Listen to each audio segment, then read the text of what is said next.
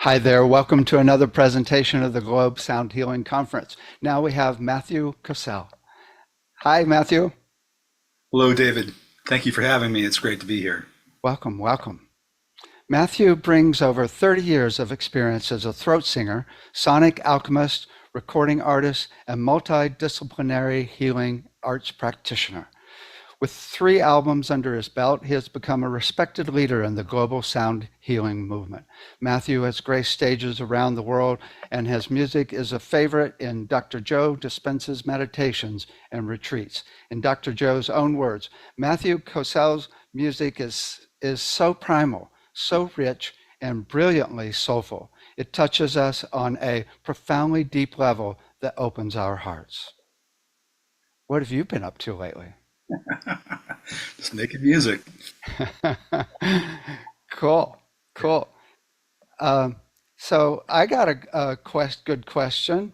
Um, what's the difference between throat singing and overtone singing? Well, to me, it's splitting hairs. We're using the English language words to describe vocal techniques that are utilized around the world in different and subtle variations. So to me, I'm a hybrid of throat singing, overtone singing, and I use my natural tones of my voice. And to me, it all refers to the process of bending the sound of our voice to amplify specific overtones and harmonics that are already present in the voice so they can be more audible. And that way we create multiple tones that are the human ear can perceive as harmony or chords. One time I did a presentation for high school up here in British Columbia, and I was on a mic. The music teacher had me running through a spectrometer, and he said at one point there were 9 different tones coming through. Perfect proportion, he added. Uh-huh. Cool. So it's interesting. I was a physics major at UC Berkeley. So the way I explain it is that you make the distance between the tongue and the roof of the mouth equal the wavelength of one of the harmonics of your voice, and that creates a standing wave that makes that one frequency louder. But there's also, I'm under the understanding that it's not just the tongue and the roof of the mouth. It can be stretching your throat to get a standing wave in your throat besides between the tongue. Yeah, that's true. And I include also lip placement, jaw posture. It's all a very intricate way of changing the shape of the biological instrument to create and to modify the sound that's coming from the vocal cords and the ventricular folds, which are adjacent to the vocal cords. Uh-huh. Cool. You know, it's interesting because we teach overtone singing in our classes, and I give people many different techniques to play with morphing from one vowel to another, adding in the R's and the N's and the M's. But throat singing is a whole different matter, right? It's like people have a really hard time, and I think of throat singing as just having a lower frequency that's actually vibrating. But it's actually, I actually was taught. I had a guy that taught me how to do it, and I got pretty good at it, and then I kind of lost it a bit. But it's a lot of it takes a lot of power, a lot of energy to actually do throat singing. Whereas I can do overtone singing, and it's kind of like right. It's no big deal. Well, for me, I've been doing it for a long time, and it's my voice is relaxed while I'm doing it, and I'm not reaching low with my vocal cords to attain those lower tones. There are harmonic produced by the interaction of the vibration of the ventricular folds with the vocal cords, as far as I know, and yeah, it's quite a relaxing process. Although I am aware of a little bit of compression coming from my abdomen, but I'm not really uh, aiming to do that. I'm just aware that it happens. Cool, cool. And, Okay. and I was going to say, throat singing. I mean, there's like, for example, Tuvan throat singing. They have multiple techniques, and not all of them include that lower subharmonic. So sometimes they're singing like Hume, for example, or sagut, where it's a higher pitch that's being amplified, and it doesn't include the ventricular folds in that lower tone. So that's why, to me, it's kind of a wash, and we can call it whatever we want. We're using, again, using English language to describe a vocal technique that has so many variations. So, why do you think it gets people so freaking high?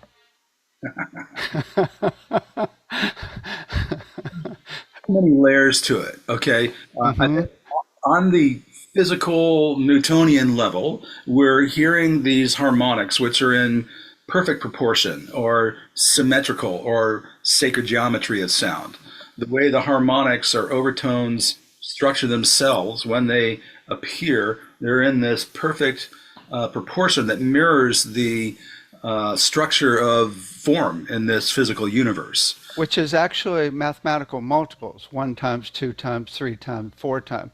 And that is the distance between the planets and the distance of electron shells in a nucleus of an atom. It's tied into your vertebrae and the weight of your vertebrae. And Fabian Maman says that mathematical structure is in your auras. And I would say it's in your chakras as well, because this is the way God does sound: one times, two times, three times, four times. So it's really tapping us into a really deep natural structure of the universe, Absolutely. which is It's different than the golden mean. aha. Yeah, completely different than the golden mean, which is another major structure mathematically. Right. Good to know. I hadn't gone that far down the numbers rabbit hole because I'm not really a numbers guy. I can check the numbers and see the patterns and everything, but yeah, it's not my jam. But so what you're saying though is literally it's in harmony with everything in this universe. So when you are exposed to that, it's a by its own nature, it is a coherent waveform. So it's harmonizing to the whole being, and yeah, there's an effect there just on that, just by producing the sound.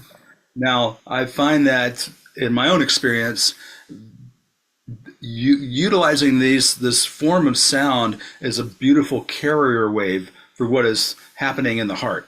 So the if I can go into a deep connection to my heart, to the earth, to source, and then from there sing or produce music of any kind, then that is entraining whatever sounds are coming from my body or from any instruments that I am utilizing to go with it.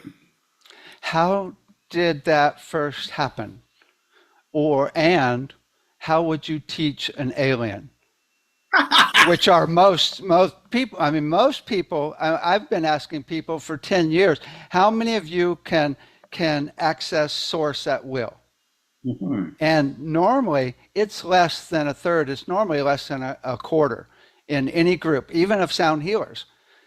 Interesting. So it's really it's kind of that. I mean, often it's just being with people that are doing it. Yeah. That I think it's getting out of our own way, because we all are from source and part of source. It's just our freaking mind that is blocking us, and yeah, it's right there. It's a shift in awareness. So, how would I teach an alien? I think I do that all the time. Partly by just doing, and that in itself is a transmission. But yeah, to connect with source, yeah, I can make this music that connects me to source, and I find that that works for other people as well. And that is the best way I can do it without words. Then we can expound on that and say, okay, breathe into your heart, feel your heart, pay attention to your heart, keep coming back to your heart when your mind wanders, and be in your heart literally. Then we're closer to that access point. It's an entry point right there. But I now realize from my own perspective that the entry point to the quantum field or to the God field is everywhere. It's in every atom. It's every tone, every sound, the next breath, and a little snippet of overheard conversation as you're walking down the street. It might be the next song that's on the radio that's speaking to you in a deep way. Or nature. Um, Nature's massive. Nature does it a lot too, huh? yeah, yeah. Yeah. Cool. It's interesting. When was the first time it happened?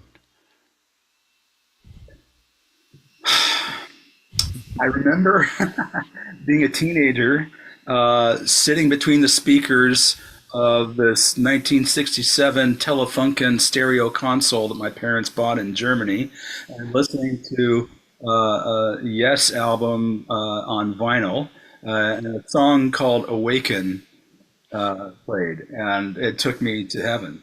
You know, um, that's probably, and that song still does every time I hear it. Uh, uh, Uh, and there's other music that got me into those realms, but that was what stands out the most. And so, wow.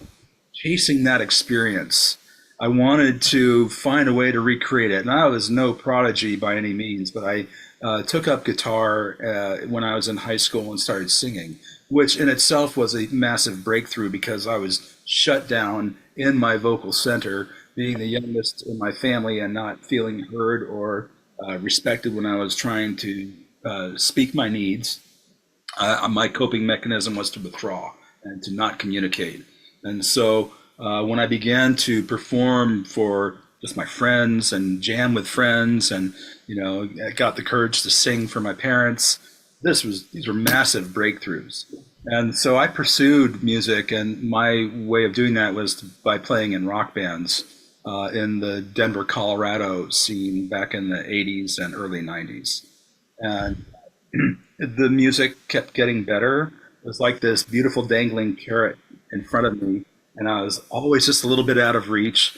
This is of course before internet, and in the days when you needed to have a major record label backing to get any kind of recognition, and that wasn't happening in the Denver scene. And so, yeah, just pursuing, and eventually I had to give it up. I was sinking spiritually and emotionally, going deeper and deeper into depression. I'm grateful for that experience because it drove me to just decide I'm going to find a way to connect. There's got to be a way. And I found a book by Chris Killam called Inner Power Secrets from Tibet and the Orient, where I learned about the chakras, about the human energy system through the lens of Eastern philosophy, and the power of breath and focused attention. And I knew it was real because I could relate. Just in the first chapter on the chakras, I knew I had found something real because my life experience validated everything I was learning. So a couple of months later, after finding that book, I walked into a metaphysical store. First time ever into one of these crazy stores, and I walked into this wall of sound. They're playing a recording of the Kyoto monks, blasting it on the stereo. I was just like, and I was a rock and roller. I'm used to loud decibel environments, but this was intense, and I'd never heard any sound like that before. Had no idea what a mantra was, but this sound got me, and I was intimidated and drawn to it at the same time. Good thing, it's good kind of scared. And so I bought a tape and started listening to that intensely and trying to mimic their sound unsuccessfully for many years. Meanwhile, I was still on this path of doing whatever it took to pursue my musical ambitions and aspirations. And the music kept on elevating and getting closer. But finally, I hit a wall in 1994 when my best band ever broke up, and I just realized that was the end of that road. And in my mind, I was giving up on music. I felt like I'd been tricked by the universe, and I'm like, done. So I got into healing arts and really focusing on my spiritual path. And so that meant for me, I was already knew I was good with my hands. I had healing hands, and so I went to massage therapy school, started Reiki training, all energy healing trainings that I could come across, all forms of meditation that I could find, learning about mantras and having experiences through Sanskrit mantras that I was experiencing. And then got an inspiration to begin holding guided meditation circles right out of my living room in the middle of Denver. who am I to hold a guided meditation circle? I don't know, but that was the message. So I did it. And first one friend came, then no one came. And I'm sitting in the middle of my room with my crystals and my candle. Like, this is my meditation circle, what's happening? And eventually people started to come and then bring their friends because they're having deep experiences. And it turned into an ongoing thing. Often it was twice a month. And I have still very close friends that I met for the first time when they stepped into my living room for a meditation. So while leading the guided meditations, as I'm connecting to my own heart and my connection to source and the earth, eventually English language wasn't enough to convey what I was feeling, so I started to own. And then people told me how they felt the energy of my voice moving through them and around them and shifting them in a positive way. And I was hearing more texture in the voice. I was aware of vocal toning at that point, and still, of course, listening to the Kocel monks. But I hadn't gotten that sound, but I started to slow down the mantras that I had learned and hearing more and more harmonics coming through. And I felt the importance of that and started to incorporate it into my private healing sessions as well as the meditations. And that's how sound and music snuck back into my life and became the meditation. It became the healing modality that is my primary way of sharing healing space with people. Um, then in December '99 or early 2000, Jonathan Goldman had a weekend workshop in Boulder, Colorado, on sound healing. A lot of great information. He didn't teach the deep sound, but he demonstrated it once over that weekend. One deep om, and he said, some people get this after being around others who do it. And I sat there and I said, that's me. And the next day, I got it. Cool. Yeah. So that lit a fire under me, and here we are. Cool. So, oh my God, I got to tell you my story. I'll give you the brief one because it's somewhat similar. I actually, of course, it had to do with drugs. The first time I did drugs and psychedelics, I was with the most heart open person you could ever imagine. And I was with my brothers at that point, and they were playing guitar. And it's a really funny. I don't think I've ever told this story before. It's really funny that we were kind of tripping off, right? And this woman, the heart open woman, she goes, I just saw my friend who's a bass player last night. And we're like, okay. And she's like, yeah, a year ago, was in an accident and lost all of his fingers. And last night, he picked up the bass guitar and was playing it with his nubs for the first time. And what I got was she was taking us out of this trippy world into real love and caring. And when I got that, I just started bawling. And it was a major transformation to see this incredible, detailed, caring love helping us to connect to our hearts.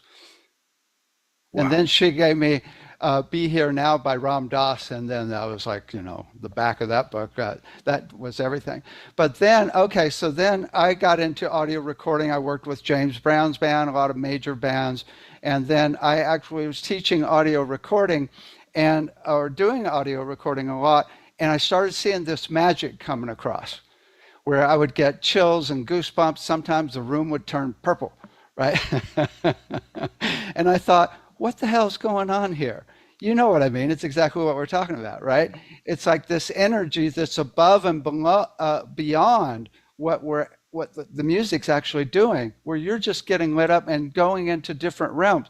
And it happened to me at Pink Floyd concerts as well, right? And I thought, okay, how can we reproduce that at will? Wow. Beautiful. So tell me about what you know about solfeggio frequencies, because it's a complete mess on the internet as to where they came from. Yeah, I don't know that much. I don't really pay that much attention to it all. I can tell you, I know one thing for sure. They actually were discovered by Joseph Paleo 30 years ago, and he did numerology on the Bible and Uh, actually changed the letters to numbers in a really unusual way, where he did a whole paragraph at once, and that's where the numbers actually came from. okay.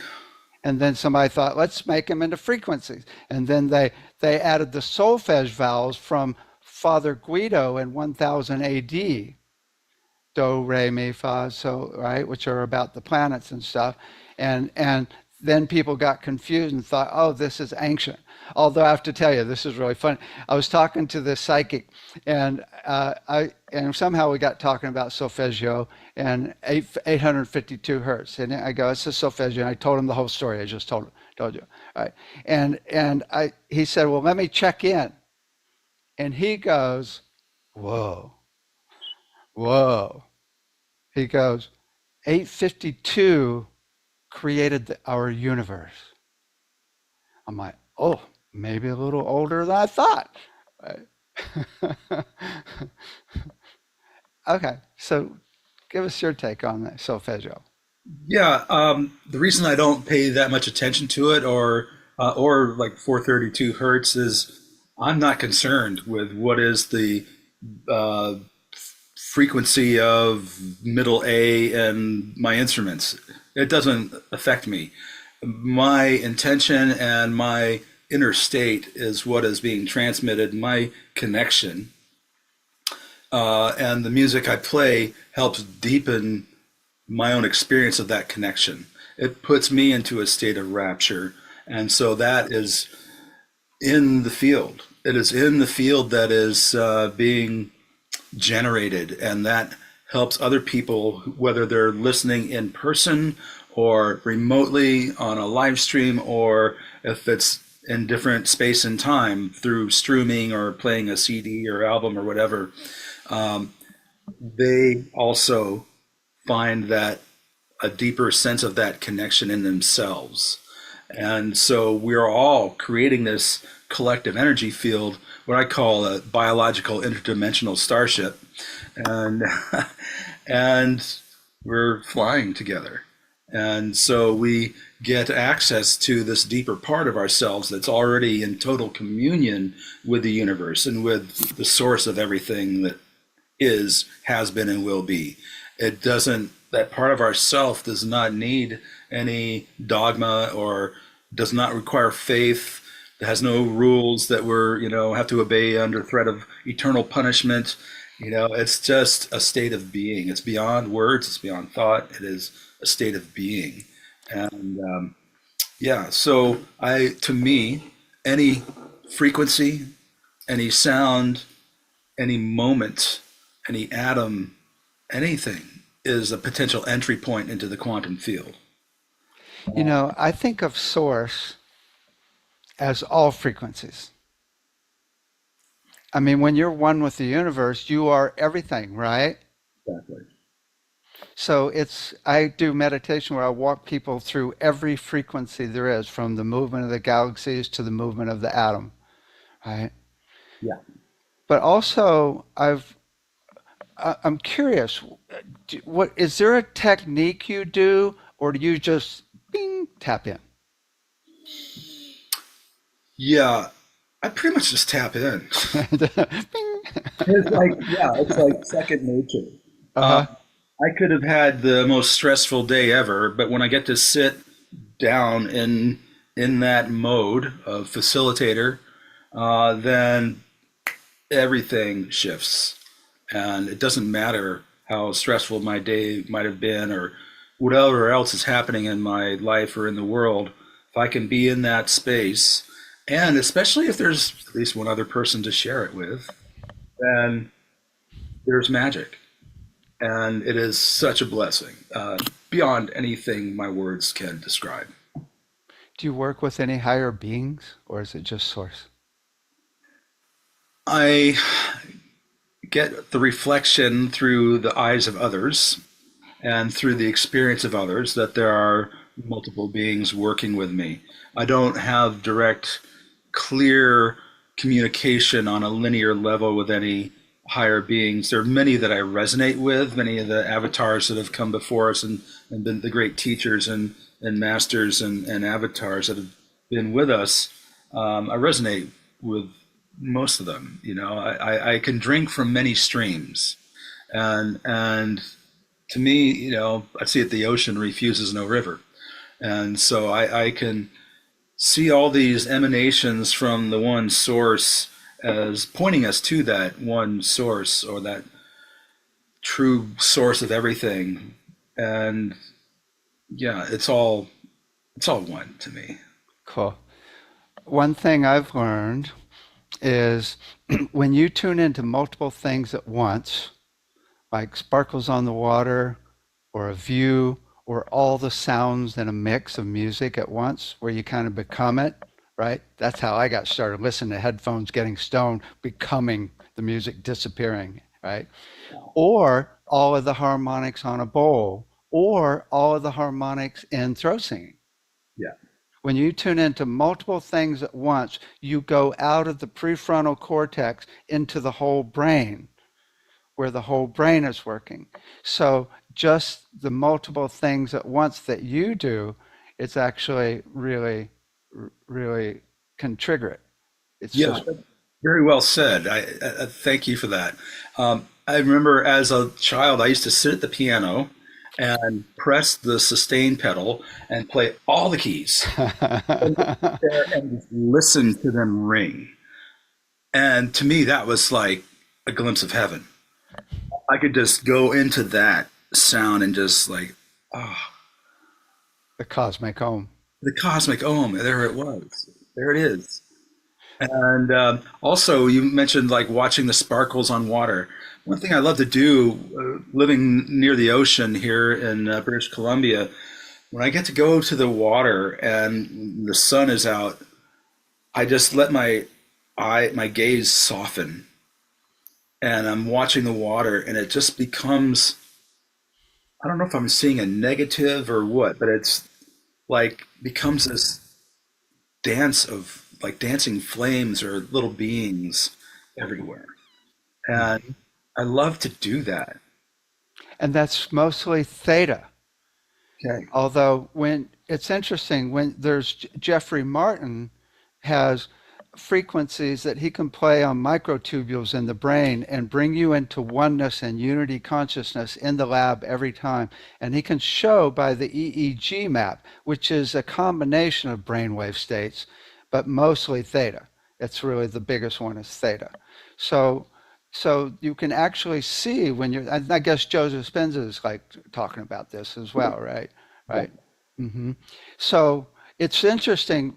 Tuning into multiple things at once will bring you into theta, but there's this one little step, tiny little step where it's like, bing, you're one with the universe. Uh-huh. Got it. And it's interesting. I learned through Dr. Joe that as children, you know, babies and infants are primarily in delta state, and then toddlers to a certain age are in theta, and then they graduate on, on up the scale into alpha, and then as adults we're mostly in beta. And so I remember, you know, from the Bible, the great master saying, you know, if you want to get to heaven, be as a child. Uh-huh. Now that makes more sense. You know, on that level, it's like absolutely resonates. Yeah, it's interesting because, deep delta where you're not dreaming, I always think of that as you are one with source being regenerated. And in fact, if you don't go there, you die. And it seems a little controlling, but I'm sorry, it's perfect. It's perfect. Right. So it's like we go back to source every night Yeah. completely. And again, and it's so easy to remember because we were as babies, normally up to around one, you are there. And that's still part of us, that part of our brain, that part of our being. It's still all in there. We just have to find it. Yeah. Yeah. Okay. So, what is the perfect frequency, and does it even matter? Yeah, again, that to me it doesn't matter. I could see the perfect alignment of frequencies, as in overtones and harmonics and pleasant sounding harmonies. I love the sound of human voices in harmony. So that's perfection.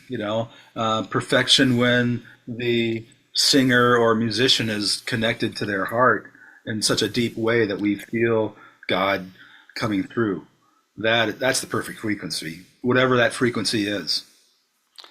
So, I can give you some ideas of what we do.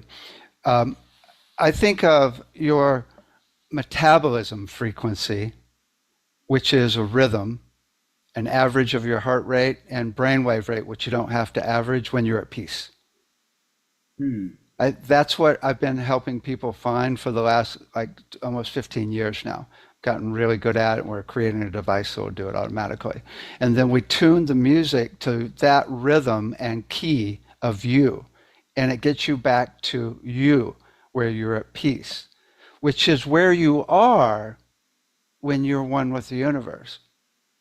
Now, I often think of this as your soul note, Mhm.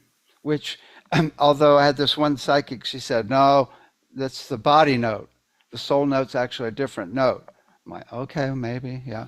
So those two are cool, your soul note and your body note. But then there's two, you'll find this really interesting, two frequencies of love we have that we resonate. If you just bring love into your heart and then listen for a frequency of it and go up and down in your head until you find a frequency that matches that love. If I do it,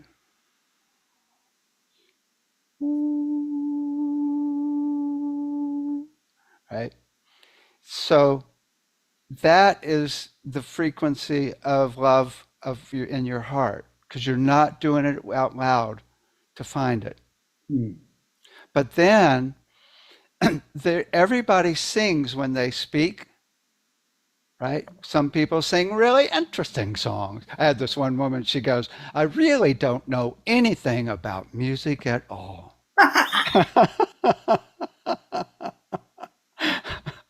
She just sang the most perfect song, right? So, so because we all sing when we speak, we all sing in a certain key. And what I've learned is most people go to the home note of the key of their voice when they actually express love. Like, Hmm. I really love my kitty. Mhm. I love my kitty, Mhm. right? That last note's the home note, Mhm. right? Some people go to the musical fifth. I love my kitty, right? And so that's the voice note that we commonly go to when expressing love, which Mhm. is often different, not always, but often different from the actual frequency of love in the heart. So you can use those. And people that are intuitive, like yourself, often go to those notes anyway. Yeah. And that's, I imagine you have a certain note you do your overtone singing in, or a certain key that is your favorite key, right?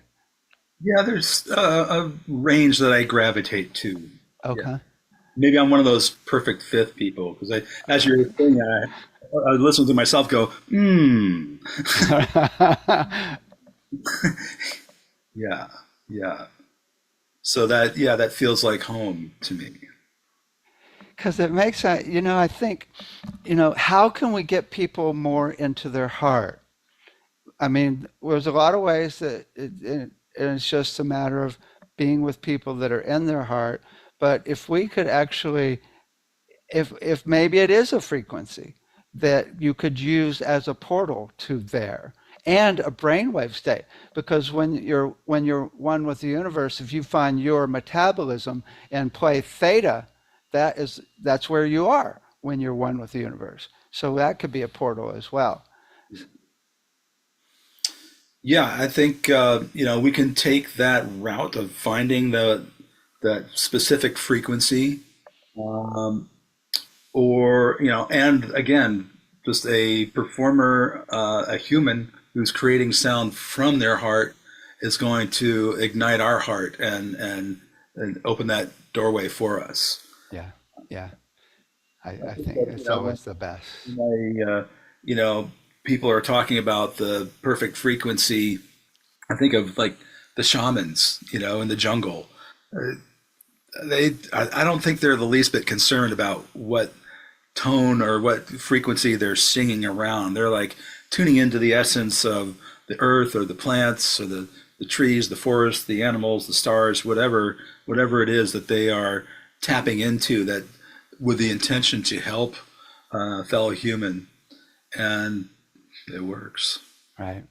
Yeah. Yeah, it's like I was talking about the 432. There's so many songs on YouTube that I wouldn't listen to that Yep. are tuned to 432, but there's so many songs that are completely heart opening, totally tuned to 440, just equal tempered, which is, kind of a funny tuning, but uh, and it's because the energy you bring to it, as you're saying here, the energy you bring to it is the whole deal. There's, it's interesting because, if you think about it, there's a certain amount of logical progression you have to get to understand so you don't get lost. So you can actually and know the intervals or the technique to play the guitar, for example. I mean, Yeah. that's a left brain thing when you're first learning it, totally left brain, right? Yeah. And then you get creative and go into the zone. And now you finally added the right brain, right? So there's often this technique. So sometimes when people say, "Oh, well, you just need to go go to source only." I'm like, well, that would be good if everybody could do it, and even there's a lot of people who can't do it. But also the problem is we get so lost within our mind, Yeah. right? And so I think it's often making working to create a clear mind as much as getting out of the head. Exactly. That makes absolute sense. Yeah, I went to university for 2 years, studying music and learning, the basics of music theory and everything. But then when I joined a band and I was going on the road in 1982, I threw it all out the window. I was a bass player and singer, and I was going for the feel and where in the beat am I landing, and am I locking in with a drummer, and are my notes complementing the guitar chords and the melodies and everything, and where can I find harmonics on my instrument to flesh things out even more. It was all about how it felt, and that was my main guide. And if I could go back, maybe I would be a little more disciplined and study a little bit more and practice and the linear aspects of it, because that does provide freedom, musical freedom, when you have more tools and skill sets and a knowledge. Yet at the same time, I don't think Jimi Hendrix was very well versed in music theory, and it didn't hold him back one bit. Talk about a musical shaman of the modern age. There he was, taking a guitar through primitive amplifiers and creating sounds that no one even dreamed of before. I played clarinet in the symphony, and then, but now when I play guitar, I never do anything but improvise. Oh wow! In fact, I don't know how to play a real song. Oh wow! Wow! After only reading music, now only doing the creative. That's a massive jump, and a lot of people are not able to make that jump, especially coming from a classical background. That's Mhm. quite impressive. sir. Well, maybe it was the drugs, you know. Yeah. Yeah, it's interesting because drugs can help sometimes. Sometimes they cause problems as well. But you know, it's interesting because I always think of all the different ways. Because I'd like to see more people going into source, right? I mean, I've had some higher beings that have come in and helped, right? I've got some Hathors that have created a super highway between my pituitary and pineal gland. And I'm like, okay, now I can actually channel stuff more. I, so, anything else that we should talk about that you wanted to talk about? Quantum field or anything? Yeah, I think I just feel that love is the key, to creating healing music, healing sounds. The love is what we're looking for. Love heals, love is coherence. And when we have that being generated through sound or through just pure intention, we are in a coherent environment. There is harmony within the field. And our bodies, our minds, our emotions can find harmony as well through that law of entrainment. There it is. So, yeah, the more we can access that part of ourselves, the more we can help others. Cool. I love it. Well, I appreciate your work and your perspective and everything. Thank you so much. I appreciate your work and your perspective, my friend. It's been a wonderful conversation. Yeah, I'd love to talk more. Cool. Yeah. Hope to meet you in person sometime. Cool. Thanks so much. Yeah. Thank you for having me too. Okay. Bye.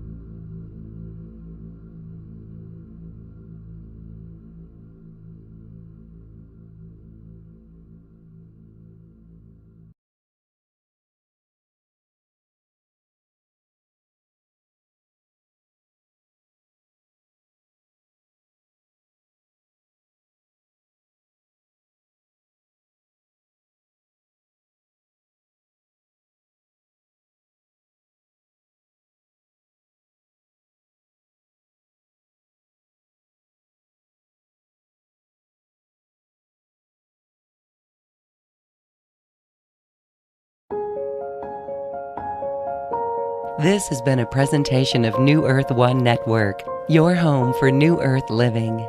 Access information, education, and videos on living from the heart in Unity Consciousness. Visit newearth1.com.